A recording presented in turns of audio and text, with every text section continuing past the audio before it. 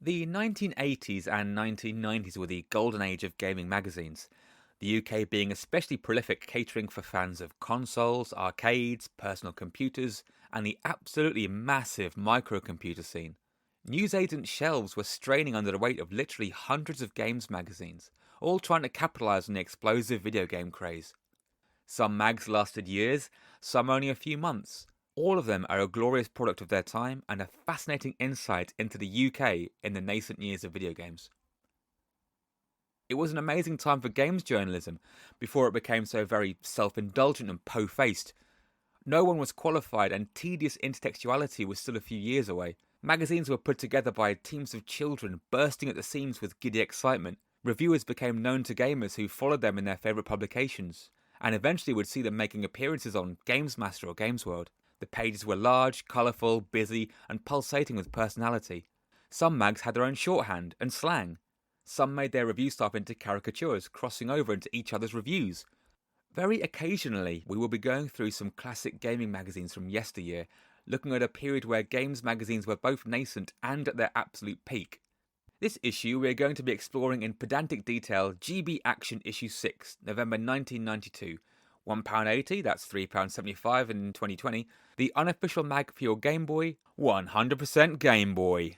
100% Gameboy, but also 100% unofficial, meaning they were operating without Nintendo's blessing or oversight, or they were just too cheap to buy the license.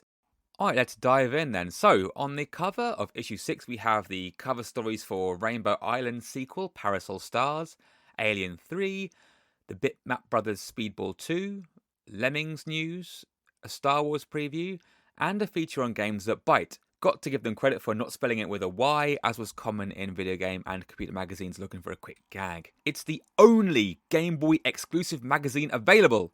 It was common for every console, handheld, microcomputer and lawnmower to have their own exclusive magazine in England during this period. And it would remain the only Game Boy magazine until Planet Game Boy came out some years later. Unfortunately, GB Action only lasted 41 issues, and there are very few scans available online. In fact, this issue I have here has not been added to the list of scanned copies, so once this video is complete and uploaded, I will share my scans with the community, along with the other issues of the mag I have. If you have any magazines yourself, please consider scanning them or loaning them to someone who can scan them for you. They are essential historic artifacts that need preserving. Check out retromags.com for advice on how to scan and upload magazines. Anyway, back to the cover. We have 5 compos, a common abbreviation of competition in the 90s, and one we'll see again in future episodes. There are also random games in the left margin, George Foreman Boxing, Spy vs Spy, and Word Zap. What these are remains a mystery for now. There's also a lawyer-pleasing statement at the bottom reminding the reader of its unofficial nature. A gambit that would only turn off die-hard Nintendo fans, but entice the bad boys and girls of the 1990s. That's enough for the cover. Let's check out what's inside. Alright, pages 2 and 3 have a Comet Games Master advert. It's a joint venture between Channel 4's Games Master and Comet, the now defunct electronics superstore. The Games Master Zone was a themed area where potential buyers, or more likely the parents of potential buyers, could try before they buy.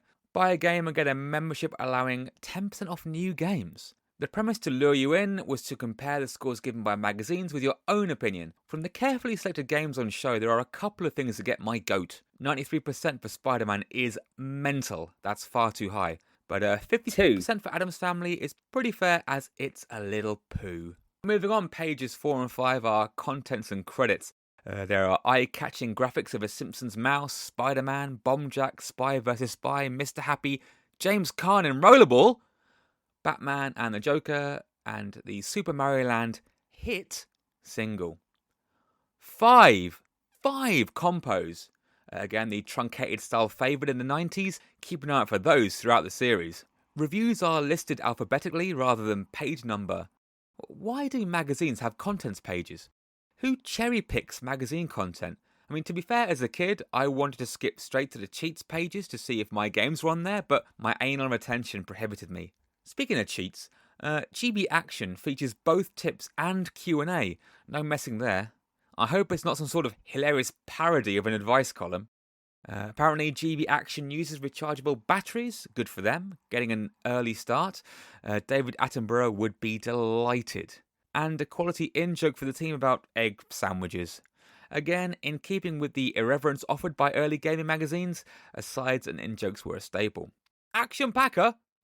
Not to be confused with the Zap Sizzler or Crash Smash or any of the other beautiful and crazy accolades awarded to games by magazines. Again, we'll keep tabs on these as we progress.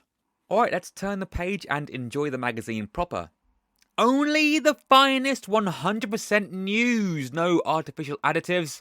Let's analyse the logo work here as there is a lot going on. At the back we have a triangle that spills out far from the extremities of the text it's designed to highlight. Randomly placed arrows fill in the blanks in the text. Superfluous bullet points bookend the text. It's a monstrous waste of page space. There's something evident from the whole 2 pages. The graphics are huge and the font is like something written on a beach to attract passing planes. There's winners from a previous issue's compo where they had to write a ditty in order to win a Switch Sticks.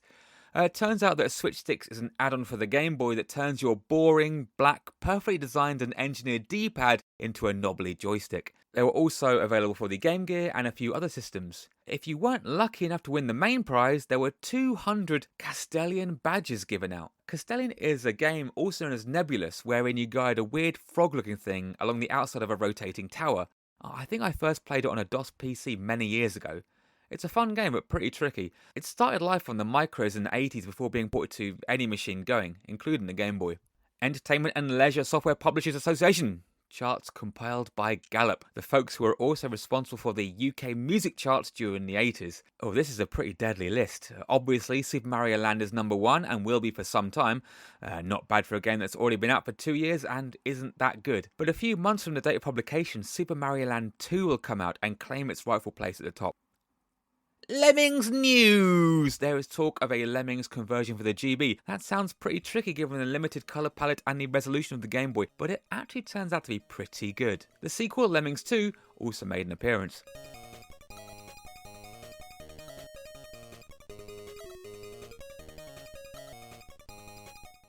Another puzzle game, Krusty's Super Funhouse, is also getting a port.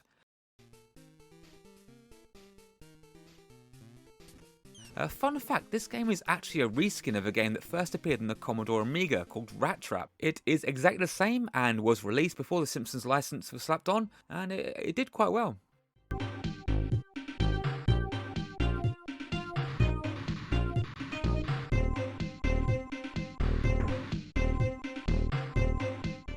In less interesting news, Battleship is getting a Game Boy game. Rad.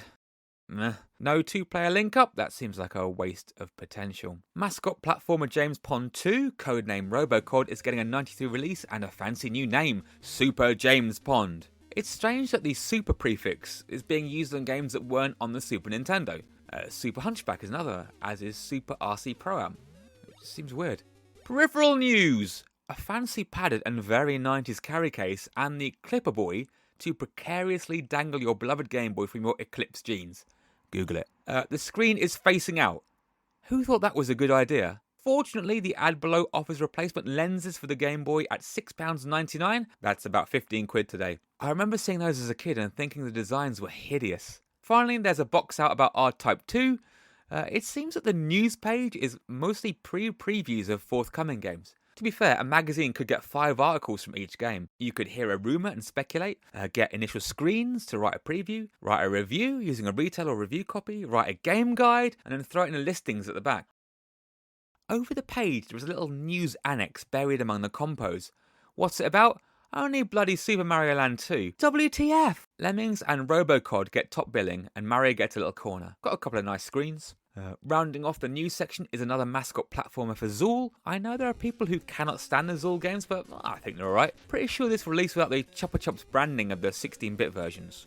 The compos are for the Handy Boy, I've still got bits of mine, Mario Bike Blasters, a sort of electronic horn for your BMX, and coloured plastic boxes to house your games in once the cardboard boxes they came in have deteriorated. These questions are pretty funny. The Handy Boy compo asks you to match the Andy to the description. Can you work out the answers? Next up is a glorious 2-page advert for Game Boy games by the excellent folks at Acclaim. I can personally vouch for WWF Superstars, but not the sequel pictured. and also Alien 3. I remember seeing George Foreman's KO a lot in bargain bins when I was out shopping as a nipper. T2 is a game that I now own, and it's a little bit spaff. I also had it on the Amstrad CPC, which was uber spaff. Over the page is yet more adverts. I'm getting the impression that this is a compilation of adverts interspersed with magazine segments. Still, I love me an advert as they are excellent windows to the past. Seems that Joy Plus and Logic 3 have catered for your every need. Despite the Gameboy having a monstrous battery life on just 4 AAs, at a cost of £2.45, these lovely people made a rechargeable battery about the size of the Gameboy itself that you could just lug around. It was a phone battery bank of its day. Logic 3 had the superior idea of a replacement battery pack that blended seamlessly with the existing colour scheme. And there's a sound adapter. Why have mono from one tinny speaker when you can have sound from 2 tinny speakers in stereo? Alright, meet the reviewers. Hang on. Can anyone tell me why there's an at about sign on a plinth on a star? Is that relevant to WordZap? We'll have to see in a bit. Jason Spiller is top billed and also the editor. What are the odds of that? Enjoy the shockingly crap photo with half of his face in shadow. Similarly afflicted with the Stevie Wonder School of Photography is Sharon Greaves. Andy Sharp evidently knows the value of getting a photographer with a light and therefore is radiant. Madonna's appearance ties into a joke on the credits page at the beginning of the mag. Apparently she did the stapling. Lampooning celebrities was commonplace and another thing we'll see much more of, with some magazines even providing satirical reviews of games by celebs of the time. Here she is, accompanied with some puns linking game names to saucy references to her sex coffee table book. Each game title has a synopsis. How convenient! Not all of them work. Okay, our first proper review is for Ultima Runes of Virtue. Yes, that Ultima, Richard Garriott, Lord British, Apple II. 10 years after that, here's the first Game Boy entry. I'll not go through the review too much as I'm on page 14 of the magazine and 2,000 words into the script already. I'd like to break the page down though. We have some possible innuendo with the staff reaction box outs with Sharon being branded as cavernous. We'll save that kind of smut for Games Master, thanks. Inexplicably, there are quotes and factoids accompanying each review. This one tells of Norse runic mythology. Still a staple even now. The flippant prose may be gone from today's gaming mags, but handy box outs containing facts and figures remain. Says here the cart was supplied by Nintendo. I imagine they had to ask for a copy. Other games were supplied by shops or publishers. 2 players via link up. Fun fact, this is the first Ultima game to allow 2 players. One thing you'll notice is the screenshots. Now these are literal screenshots, as in someone will have created a Game Boy mount with an enclosure and a light source to take pictures of the dot matrix screen. By this time, other magazines were finding ways to digitize images direct from source. This being a handheld made that significantly more difficult. Make no mistake, photographing a TV screen had been around for a good while, and would still be stable for a while longer. I don't know if the illumination on the Game Boy screen is some sort of backlight modification or the camera flash. For a bit of flavour, medieval artworks are littered on the pages. As with all games magazines, there is a box out with review scores. The 0 to 100 scale has always baffled me. What differentiates a 79% game from a 77? Their criteria is threefold. Gameplay, presumably meaning how effective the game is. Lastability. Games weren't cheap in those days, and you wanted to know if you were getting your money's worth. It's interesting how the lastability metric was dropped once games became more disposable. You never hear of it now, presumably as once you're bored of the game you're playing, you can just fire up one of the dozen other games in your ever-increasing backlog of sale-bought games. Finally, there is presentation. I don't know what this means. Is it the graphics, box art, the level of detail in the manual? This may have all been explained in the first issue, but I'll never know as there are no scans of it. Having a second opinion is another staple of early magazines. Games Master, Total, etc. would feature reactions from several members of the team on a single game review. Just beneath the pull quote, brain rummaging conundrums mingle with hack and slay episodes.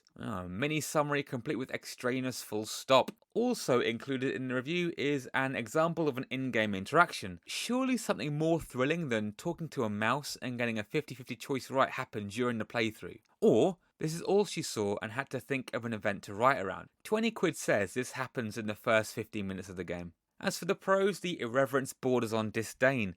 The intro text lists a series of mundane staples before mentioning interdimensional travel. That does not feature in this game. The first 3 paragraphs are about Doctor Who and do not relate to the game at all. It's truly a bizarre choice, but that's how it is. The infusion of personality dictates that the reviewer related to this game as a Whovian. This highlights one of the most important points of early gaming journalism. They are mostly written by fans, often essentially children, and nary a journalist between them. Similarly, there's a wobbly understanding of the tech. Paragraph 3 talks about a powerful 1 meg chip. That's megabit, not byte, which is equal to 125 kilobytes. While that size is impressive, it's indicative of storage and not power. Still, the text flows well diagonally down to the left corner, with the unfortunate final paragraph being shoved in above the ratings box out, 79%. A perfectly respectable score for our first review. I mean, by today's standards, this game's a bit of a dog, and at the time, GB Action were scoring 20% higher than other publications. It was not uncommon to have paid reviews. Some games back in the day were given suspiciously high scores relative to the amount of ad space in the magazine and whether the reviewers were given a free copy early.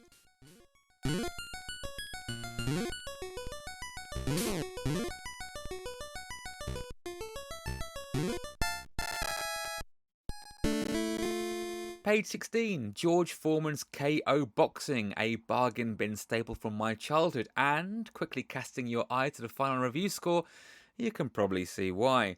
Only a one-page article, this makes sense judging by the score. Growing up reading magazines, this is the first place eager eyes darted to. It was a bit like Trumps, once we had the score, we would go back and find out why. But I know that I didn't always do that. I'm sure most readers like me read the score, then examined the screenshots before reading the text, just to make sure it was worthy of their time. The pull quotes sum up the game quite nicely. Lily-livered punches lacking in soul. The review is praiseworthy for not just likening it to Punch-Out, as the game had clearly used the NES Classic as a guide.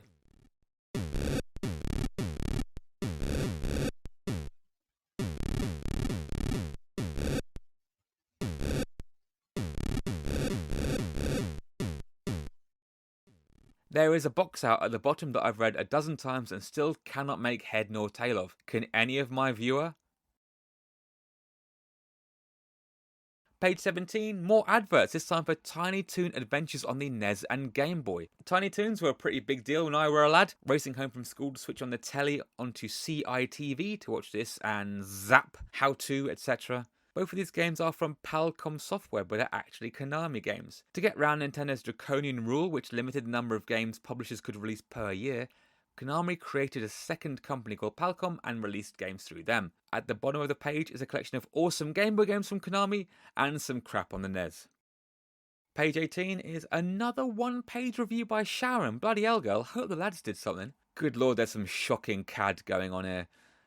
Giant Scrabble-esque tiles, market stall-esque stars, a bit of interest generated by the tearaway cover revealing a dictionary page. The intro attempts a definition gag, but hang on, shouldn't that be another plus sign? Sack the editor! Bring me the head of Jason Spiller. The opening paragraph dictates how this game is different by offering cryptic references to common video game tropes. Have a go at decoding them yourself.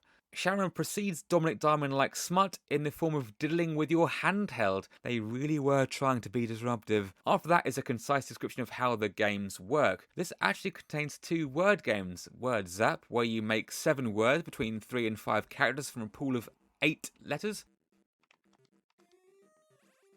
And Word High, where you must find 7 3-letter words from a collection of 21. The fun fact is about coinage and copyright, and Sharon's box out creates a thematic link between word games and a popular TV programme of the day.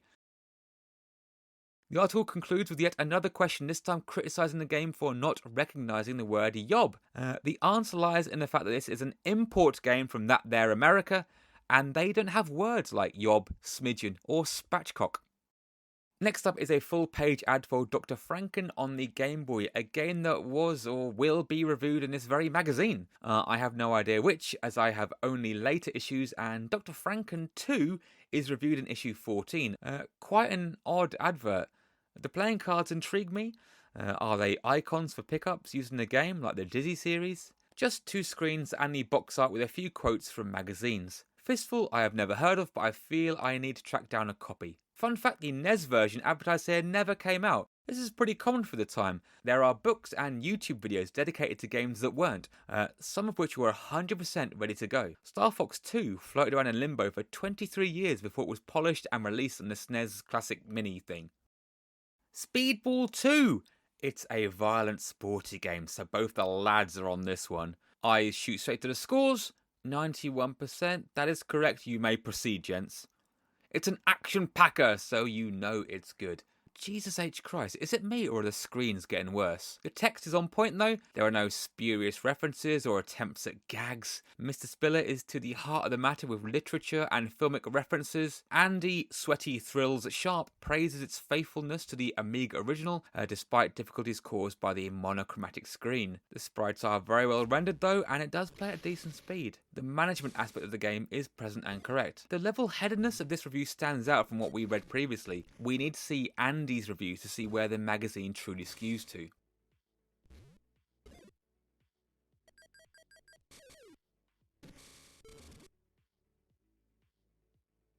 Page 22 and 23, Xenon 2, Leisurely Blaster from the Bitmap Brothers. Does this translate to the Game Boy? Check score.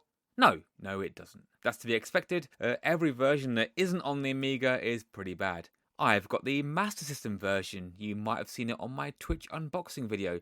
Shameless link here. Warning, it's such a shit video you'd think I was doing it on purpose. It looks really nice, but plays a bit like arse. The Game Boy version does worse. Still, the gang at GB Action were given a copy of review, and by the weird masochistic decree of this inevitably short-lived series, we have to talk about it.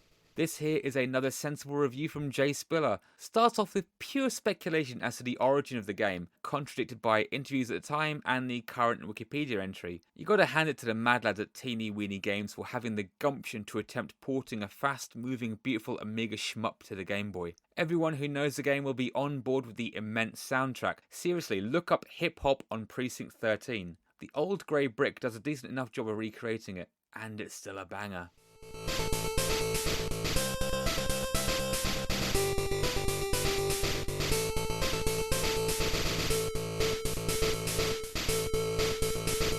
Sharon decides that while good, the game doesn't do enough to make it stand out from the crowded shmup market. And she has a point, but the Amiga version did strive to differentiate itself with its unique graphics and sound. The Bitmap Brothers were wizards on the Amiga. All the parts from the Amiga original are here, weird and wonderful power-ups to bolt onto your ship, weird organic crustacean enemy design, and the defining theme tune, and 79% isn't too bad a score. Bit too high for my liking though, especially considering there was Gradius 1, 2 and R-Type on the system already. Page 24 is some more adverts! This is to be a running theme, particularly in later issues where the number of adverts increased. What we have here is 2 adverts for independent game vendors, one of which has a particularly choice name. The other advert is for one of those dodgy phone-in competitions that keeps you on their premium phone line. I remember these being everywhere when I was a kid. I'd ask my mum, but she'd say no, being as an entry could cost between £3 and £5. Decent prizes though. I think I'd go for the Game Gear with the TV tuner. I didn't have one of those as a kid. I was firmly ensconced in Camp Gameboy, as owning this magazine will attest. Daniel of Windsor is such a Berkshire name for a department store. Urgent newsflash, it's still going. Unfortunately, they have not kept a stock of Sega's, Lynx's, Game Boys or Super Nintendos. That is a crying shame. Do you remember the good old days when literally every shop ever sold video games? Remember pestering your parents in every single shop? The poor buggers couldn't get away from it. Last ad is for mail order, another staple of the day. My mind would have been racing at these prices. They are based in Bournemouth, a beautiful part of the world. The next page sees another one-pager from Sharon. This time, arcade classic Bomb Jack, at this point already 9 years old, makes his Game Boy debut.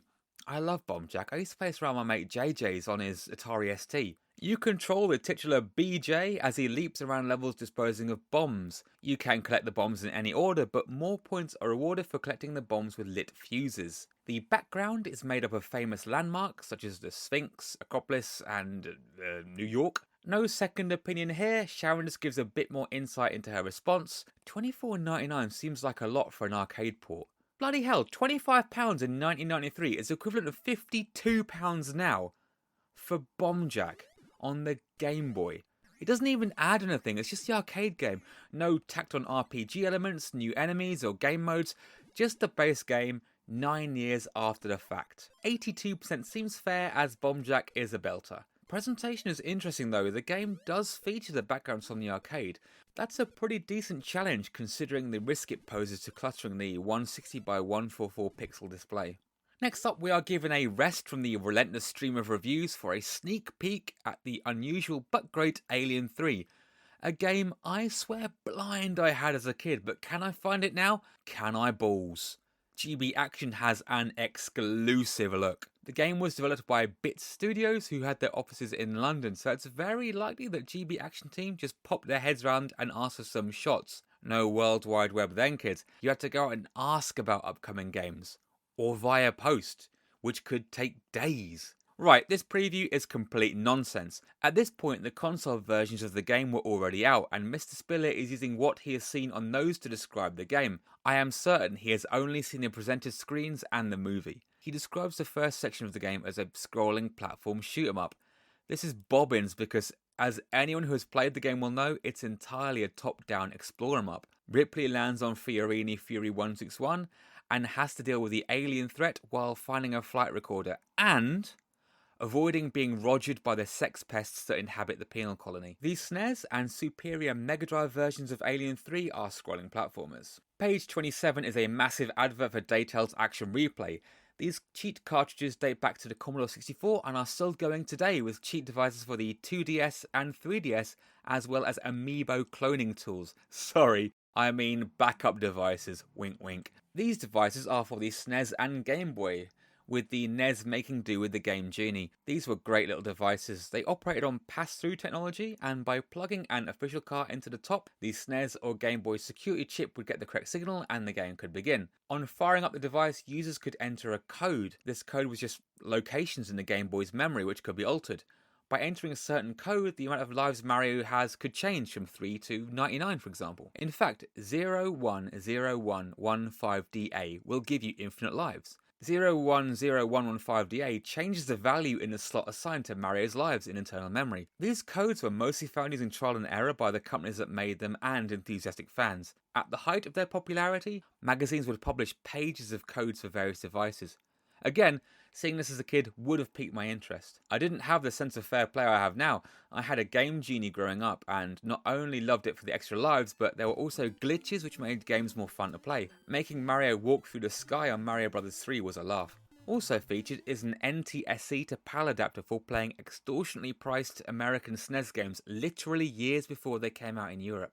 Up next is our first review from long-haired handheld aficionado Andy Sharp. Lots going on this page. It's a cluttered mess, to be honest. The game is Spy vs Spy, a game that had already seen ports on just about every single micro in the UK, as well as NES and Master System. While previous games were split-screen affairs allowing 2 players or 1 versus CPU to play on one screen, this version gives each spy a screen to themselves. Unlike previous iterations of the game, the goal is to scupper the other spy while getting confidential documents. Race to find the goods, plant traps to delay or kill your opponent.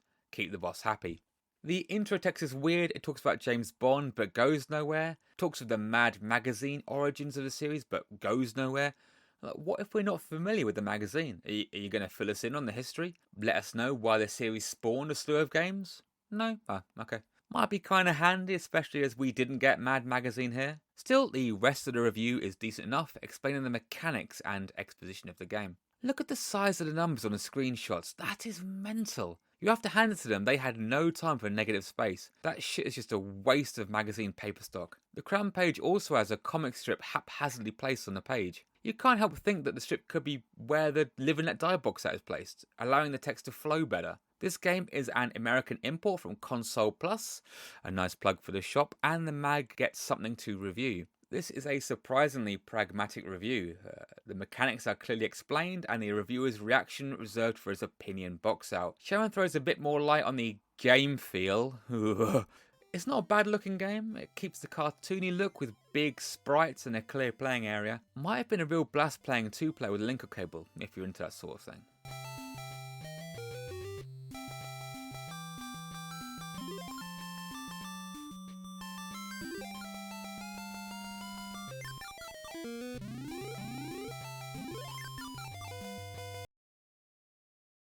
Parasol Stars, I love this game. Played it on the PC Engine Mini not so long ago. It's the third in the Bubble Bobble series, although its predecessor Rainbow Islands is my favourite in the series. Take Bubby and Bobby, give them parasols, umbrellas to us common folk, and let them loose on single screen stages to kill all enemies before taking on a boss. Once again, Andy takes us through the steps needed to play the game. You can't blame his laser-focused approach to game reviews. I'm sure there are people out there who would rather hear about how a game is played rather than knob jokes. A game's reflection on existentialism might not be important to Timmy, who just wants to know what you do with an umbrella. It's pretty good actually, I think I like it. Save the facts for the main body text and opinions for the box out. 76 is probably fair, it's more Bubble Bobble than Rainbow Islands. This includes a fun fact about base jumping. That will be on MTV at some point. Cheers, Andy.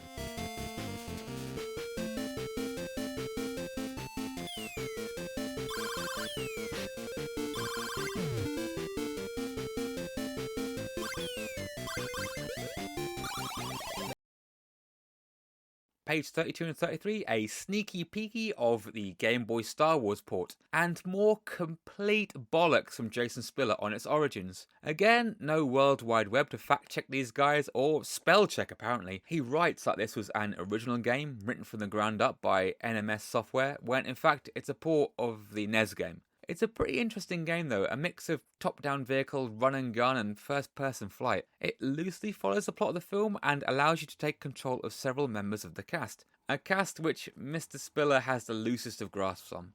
Once Jason has finished BSing to kids, he just goes on to list what happens in each level. There's a neat little box out on the origin of Star Wars. We were 5 years from the special edition releases of the original trilogy in cinemas and 7 from The Phantom Menace. So games like this kept the franchise alive. Page 34, Compo! Win the original Untainted trilogy in widescreen on VHS. Oof, lordy, fancy me some of that. All you have to do is name these characters. The girl one, the metal one, the man one, and the boy one. Good luck. Next up, more adverts for games. This is interesting. The games featured in this issue are listed with their review scores. There must have been some collusion going on. Some utter bargains here. It seems the maximum you could charge for Game Boy games was $24.99, which goes some way to explain why I cannot feasibly pay £40 for a 3DS game. It just doesn't seem right. Some games are marked with call, presumably because the price was too scandalous to print, or they hadn't secured a supply. All prices include PMP. Now, I'm a sucker for free PMP. I'm happy to pay 50 quid for an item with free PMP, as opposed to 45 plus £3 postage and packaging. Just by buying from them, you join their club and get additional discounts. Why don't we get stuff like this anymore? Kirby's Dream Land for £17.95. Barg. I got my copy while on holiday in Carlisle. Good times. Page 36 is a preview of Max from Infogrames, a decent looking platform game. There's a mechanic similar to Ghouls and Ghosts where any damage you take is reflected in the stripping of your armour. You can also hang from ceilings and climb up, making your way towards the end of level Guardians. This is the first time I think we've seen Guardians using this mag. There was a time before Bosses where Guardians was used. You never hear it now, of course. Andy is on point here with no faff. Why it exists, what it does, what's the latest. But no mention of its history or its place in the Game Boy library. According to Moby Games, this is actually a sequel to a game I've never heard of, The Adventures of Star Saver, which in fact was localized to Japanese and called Rubble Saver, making Max Rubble Saver 2. The games are pretty good. If you fancy yet another Game Boy platformer, give it a go. Page 37, yet more adverts. Two independent game providers, the excellently titled Console Plus and the less titled SPC Systems, both offering Game Boy games at great prices. I wonder if this is the Console Plus that's been supplying GB Action with games to review. Frig. I mean, the more I see these adverts, the more bummed out I get about the state of gaming. We had literally hundreds of people fighting to sell us games. Now we have Game or Amazon. It's heartbreaking. No game art or boxes, so you had to know what you wanted in those days. Oof, charges for PMP. At least you can pay with Access and Switch. So, there you go. Page 38, Pop-Up Review. A quick search for Pop-Up on the Game Boy will most likely come up blank. better off searching for it by its American name, Cool Ball. This is a bit rough. I think it's supposed to be some sort of puzzle game. Fortunately for Infogrames, KO Boxing was in the same magazine, sparing Pop-Up the indignity of being the worst reviewed game this month. Look at his face. Were they trying to do a thing where the photo of the reviewer represents their feelings on the game? Yes, it does. Compare this with Spy vs. Spy, which got 80%, and then with Speedball 2, 91%. Look! Ecstasy! Back to this crap. He's right. It's not much fun. It's easy to get stuck or run out of items, meaning you need to reset the machine, as there's no quit option on the pause screen. I disagree about the sound. The tune is fairly cheery. I don't know what makes the ball cool. On the US box art, he has shades and a girlfriend, if that's some sort of guide. It's well known that shades or baseball caps or frustratingly loud motorbikes or smoking are all tools readily employed by the personality challenge, so it's more likely that Cool Ball is actually a massive divlord. It's taken 39 pages for me to realise that the initials of this fine British publication spell GBA. If only they knew. What larks. Unfortunately, they were out of publication before the god tier handheld the Game Boy Advance came out.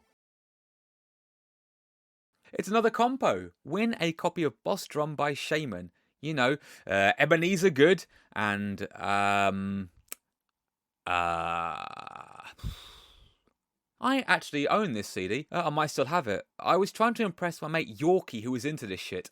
Inexplicably, Infogrames, the game company, whipped up 50 signed copies of the Shamans, who are neither a nor related to a games company, Boss Drum. It smells a lot like bollocks to me. They've even tried to tie game reviews from the magazine to the giveaway under an incredibly flimsy bouncing connection. Both of the games are in fact from Infogrames. Weirder and weirder. Can you solve this brain twister by completing the has-been band names? Good luck. Page 40 is a full-page ad for Game Preservers. Officially licensed by Nintendo, these VHS-style cases gave your games and manuals a safe place to live. Of course, this will have the knock-on effect of people throwing their cardboard boxes in the bin, which is why, in the year of our Lord 2021, 95% of Game Boy games are sold as loose carts. God damn Nintendo and their flimsy cardboard boxes. Sega definitely won the packaging battle for sure. Fairly reasonably priced for the time, it's just a shame they didn't make them large enough to accommodate the entire box and its contents. We were so stupid back then. We could all be millionaires if we'd just taken better care of the bloody cardboard boxes. Next up is the last review in this issue, and it's for Asteroids. Hang on, this is the second classic arcade game that's come to the Game Boy this month. In fact, Speedball 2 and Parasol Stars aside, most of the games are a bit naff. I wonder if that's due to it being an unofficial publication. Like, Nintendo Magazine System would get all the goodies, I'll bet. Incidentally, that magazine would debut around the same time as this issue. It's a great mag, and I have a couple of those to go over in a future edition. Getting back to my point, this is the November issue, meaning it came out in October, also meaning that the Christmas rush was just getting started, and Mum, looking into this magazine for little Timmy's Christmas present, will only serve to break his little heart on December 25th. Andy seems fairly indifferent to this one. It's weird reading in what is now a retro magazine someone unwittingly evaluating a retro game. 1979 Asteroids came out. It's had ports to every system. It's great to read a comparison. Andy talks of playing the original and begins to hint towards the general sense we have now regarding classic arcades. They worked then, and they work now. It's great that 28 odd years later these classics are still around and valued. Blah blah blah, 73%. Thanks, Andy. Time for a 2-page spread feature, Games That Bite. This is an article about the now defunct Bits Studios, makers of such hit games as R-Type, Spider-Man, Wolverine Adamantium Rage, and my beloved Chase HQ on the Game Boy. This article talks about Bits' experiences with movie tie-in games. Remember those? Man alive, kids. In the 80s and 90s, every big movie would have had a probably shit game. Some were great, RoboCop, Alien 3, Jurassic Park on a Mega Drive, shut up, it's awesome. But most were plops. The Game Boy in particular suffered with crap ports of crappy games. The studio in question had made games of Robin Hood, Prince of Thieves, Alien 3, Terminator 2. They started out by making a version of R-Type for the Game Boy. It's decent enough and a game I had as a kid, and it's still in my collection. It reads like Jason actually had someone to talk to rather than just make stuff up. He refers to someone called Foe, but neglects to mention that it's Foe Katan, the founder of Bit Studios. Foal explains some of the coding trickery needed to get Castilian/Nebulous running on the Game Boy. It would have been incomprehensible to 99% of the readers. And there's a fun story about why Arnie isn't pictured in T2. It's an interesting enough fluff piece, but it looks thrown together. Check out the shocking cutouts plastered on its page. And a 2-page spread for 500 words at best seems a bit much. And looking at those screens and massive header just screams filler. Pages 44 to 49 feature 6 pages of tips and guides for your favourite Game Boy games. Yay, it's my favourite part of any games mag growing up. Are any of my games going to feature? And if it was better than winning the lottery. There are some genuine cheats here. I had 4 games featured in this list. Batman, Escape from Camp Deadly, Teenage Mutant Ninja Turtles, and Tetris. Some of the tips are a bit duff. Balls to a sound test, I want infinite lives and batarangs. Turns out there wasn't one. And look, if your game isn't featured, you can call one of those premium lines to get a pre-recorded message on a game of your choice, if they have it. I remember when I was working in a Little Chef, circa 1997 to 98, I would call these premium numbers on the work phone for PlayStation cheats. Good times. But man alive, the stories I could tell you about working in a Little Chef in the late 90s. The next double-page spread is part 1 of a walkthrough for Batman Return of the Joker, a game that I found friggin' hard as a kiddie. Dotted around the pages are panels from A Death in the Family and Arkham Asylum, A Serious House on Serious Earth, both excellent comics. Arkham Asylum holds up a bit better and is a must for even the casual Bat fan. This guide wouldn't have helped me much as I was shit at the game. And following on from Batman is another licensed game, the Addams Family. This is part 2 of 2 and shows us how to finish the game. Now, children, gather round while this old and mildly condescending bastard explains the obvious. This was the YouTube playthrough of 1992. There was no ninja on hand 24/7 to teach you how to suck less at Fortnite, no Mario glitch compendiums or speedruns. You had to rely on ropey screens and explanations that I'm sure made perfect sense to the person playing the game at the time of writing. The Addams Family, incidentally, is a great game for speedrunning. It can be beaten in a little over a minute, and just about anyone can do the tricks. Page 50. Subscribe! Subscribe! Subscribe! 18 quid is a bargain. My sub for retro gamer is 24 quid a quarter. Page 51 is a collection of skeevy phone-in competitions, chat lines, and advice. It's wild. Check it out. Big, huge, hot fun. Kissing. How much do I know? I'll never know as 0839 numbers are now defunct. Look, there's some weird calibration marker. That's far more interesting than hearing about my lacking kissing knowledge. Page 52, a survey for the editor to better gauge his readership. You can find a decent scan of this somewhere and fill it out yourself. At the end of this video, I'll do a bad influence-esque data blast with it completed. Just mash space as the credits roll to fully enjoy the data blast. Page 53 is a Q&A with resident agony uncle Brad. Again, I assume he had some sort of introduction in the initial issues of the magazine, but now we just have a Brad with one angel wing and the limpest fist raised in celebration of all time. I think the Brad with wings thing is a panty liner thing. What is coming into fashion about now? Like secure your pant protector to your gusset to ensure no slippage and ruined undies? Ladies, answers in the comments. Oh dear. It looks like a novelty letters page. The contributors are Flavor Flav and Jimi Hendrix, and the letters contain jokes and pop culture references. Let's just get through this as it's fairly rough. There are a couple of questions about games. How did the first level on T2? I'm pretty sure the game tells you this anyway. Bubble Bobble, Super Mario Land, Kung Fu Master, Ghostbusters 2 and Spider-Man. All couched in cringeworthy language even for the time. Almost certainly all these letters are fake, but the tips are legit. I really don't know what this page is about. This screams filler material to me, especially when there is a more serious letters page in a bit. Now this is the epitome of filler. 5 pages of game review summaries. Loads of magazines did this back in the day, but not usually this many pages and had far more games crammed in. The crew at GB Action have got screen grabs, vital statistics and scores watermarked behind the text. I'll admit I used to like these too. They were a great way to vet the games you saw in the bargain bins when out shopping with mum. Of course, this wasn't every game out on the Game Boy. I imagine it's what the team had reviewed in earlier issues or played themselves. Some of these scores are crazy though. T2 got 84%. Super Mario Land got 94. Can you imagine the world where Super Mario Land gets 94%? A nightmare hellscape of generic platformers with incongruous level design. Don't get me wrong, it's a good game, but a bit of a poo Mario game, especially when you can finish it in one sitting. Still, it was a launch title, so we have to give it some slack, I suppose. Page 59. Ooh, I like this. Reviewing games that were released before the magazine was a thing. Or Sharon just picked this one up from a bargain bin and was angling for a little extra in this month's paycheck. It's a classic game. Probably might be right, being as it's 5 years old at this point, but 5 years for a classic?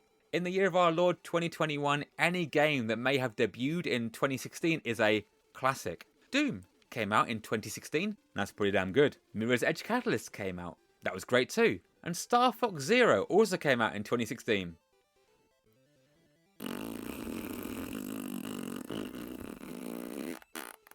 Sharon gives it 80%, mentioning the slow pace of the game and the number of similar horizontal scrollers on the system. She highlights the boss of level 1 in a box out, the Mac Daddy of R-type bosses, the Dobkeratops. But she calls it the Gladiator? Now that's not in the manual, folks, nor is it established R-type canon. She's just making stuff up. R-type on the Game Boy is pretty good. I think this is one of the games my brother bought, which I then stole. Pages 60 and 61. Adverts! Both paid and as a feature. A couple of adverts for American game imports. No problem for the region-free Game Boy, but a little tricky for the SNES. Another skeevy phone line advert. It's strange how people shopped back in the day. What would make someone buy from these people? There are no photos of the games. You were expected to do the maths yourself and arrange the correct postage. Look at these prices though, good times. Seen a couple of ads where they tried to offload Game Gears. Sad. Sega tried, but the little grey brick was just unassailable. On the other page is a GDPR nightmare waiting to happen. Children, kids, younglings, wee bairns could write in to offer games for sale, trade, or wanted, and included their names, addresses, and phone numbers. Can you friggin' imagine that now? Kids these days can't go 10 minutes without an unsolicited dick pic or being lured into a van under the promise of seeing puppies and or a bag of sweets, delete as applicable. Proof that the 90s were better. Kids could readily display their exact location and means of contact without being disappeared or fiddled with. Mostly. Do not Google horrible stuff that happened to kids in the 90s. Not because it's horrible and depressing, but because it might make me look like a tool. And that is far worse than any number of abused children. No, it isn't. That was satire. Stand down, love. Highlights. The misc section is funny. Looks like someone just wanted to chat about hockey. John Madden's, Batman, and a couple of others. And it also looks like a couple of chumps are looking to jump ship from HMS Commodore. You see what I did there? Commodore. Ship. Commodore is a rank in the Navy. The Navy drives ships about. Commodore is the name of a famous computer manufacturer. Also, I have no idea what SM83 is. Can you figure it out, readers? Wanted. Terminator 2 with instructions and box for 15 quid from Lee there. Funnily enough, I paid 15 just for the game and the manual last year. I have no idea why. I think I was just feeling flush. There's even a form to fill in. Have a go at yourself. Write about the things that you want and what you'd give for them. I'll trade my Sonic 2 for the Master System for your Sonic 2 for the Master System, just for the chance of meaningful contact with another human being. Page 62 is more ads and the 90th Game Boy holder you will ever see. That son of a bee sting is nice baby. I cannot help but covet it. You shall be mine. Oh yes, you shall be mine. More averagely priced Game Boy games from nondescript magazine-based vendors. Imagine if Amazon had no images, just lists of games and their prices. And of course, there is another dodgy AF phone line advert. Now that I think about it, I think there was one time Mum let me call one of these. I don't remember anything more than I was supervised throughout in case there were any shenanigans.